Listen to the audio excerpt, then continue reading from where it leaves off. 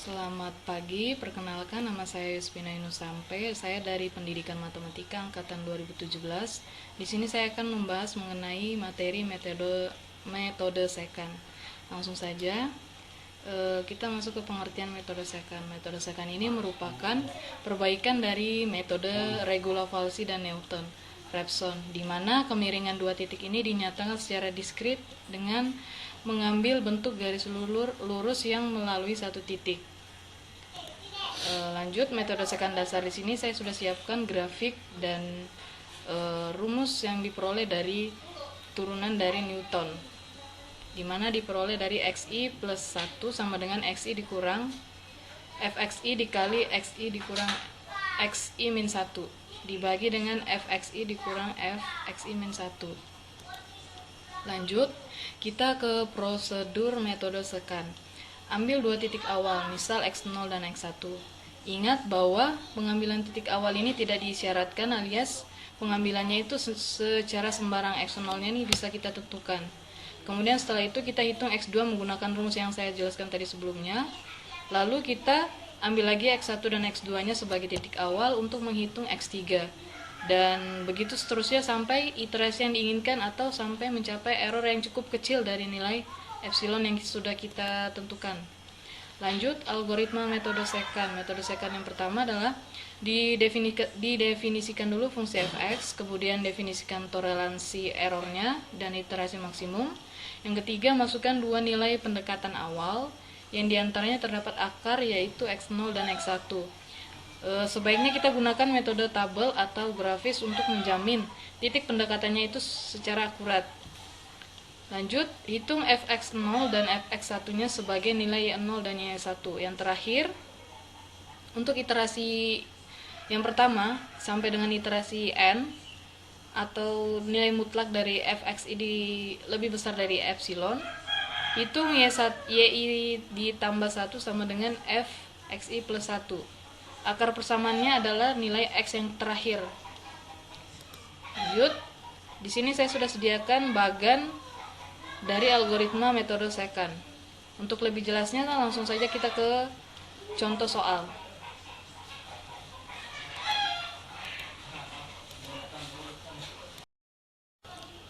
Baiklah, kita langsung saja ke contoh soal. Di sini saya sudah menyiapkan soal untuk metode second.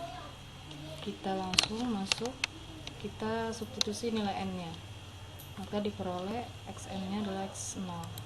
Kita klik, enter. Tabel berikutnya kita klik x1 karena n-nya sama dengan 1.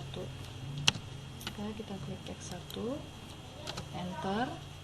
Untuk tabel ini kita hanya perlu mensubstitusi ke dalam persamaan yang sudah disediakan. Dengan x-nya kita pakai xn-1 sama dengan 4 dikali xn-1 pangkat 2 dikurang 16 dikali xn-1 ditambah 3. Kalau sudah sesuai, kita langsung enter. Lanjut ke tabel berikutnya, kita hanya perlu mendrag dari tabel yang setelah xn. Kita drag aja langsung. Di situ kita ke tabel xn plus 1. Di sini saya sudah menyiapkan rumus. Kita langsung kasih masuk, sama dengan kita klik xn dikurang buka kurung 2 kali, kemudian kita klik fxn dikali buka kurung 2 kali, kita kurung sekali, kita klik xn dikurang xn min 1 tutup kurung 2 kali, kemudian kita bagi kurung lagi, kita klik fxn dikurang dengan fxn min 1, kita kurung 2 kali, kemudian kita enter. Lanjut ke tabel error. Tabel error di sini kita pakai rumus ABS. Kita kurung 2 kali, kemudian kita klik xn plus 1 dikurang xn dibagi, tutup kurung dulu, baru kita bagi dengan xn plus 1 nya.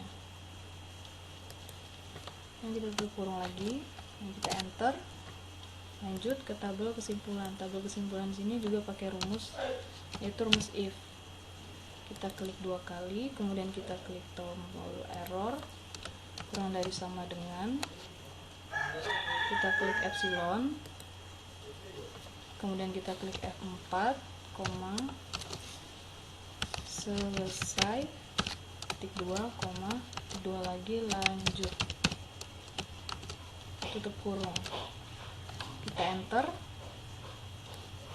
Maka untuk iterasi pertama sudah selesai. Kita lanjut ke iterasi yang kedua. Iterasi kedua di sini sama seperti iterasi pertama, kita masukkan xn nya min 1, berarti didapat sama dengan x1. Kemudian kita enter. Untuk ini xn nya kita pakai langsung saja ke xn plus 1 2. Kemudian untuk xn-1 ini kita ambil dari baris pertama, kita blok. Setelah itu kita drag sampai baris kedua.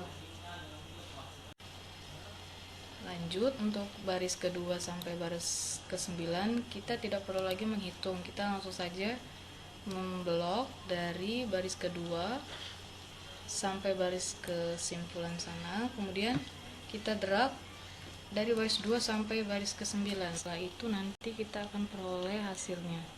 Dari sini kita bisa lihat bahwa metode sekan ini berakhir pada iterasi ke-9. Kita warnai dulu, kita kasih warna kuning, dan kita lihat nilai errornya di sini lebih kecil dari nilai epsilonnya. Jadi kesimpulannya iterasi metode sekan ini berakhir pada iterasi ke-9. Jadi kita bisa simpulkan bahwa akar persamaan dari fx ini diperoleh sama dengan 3 dan nilai errornya adalah 0,00, lebih kecil dari nilai epsilon. Sekian dari video saya untuk metode sekan.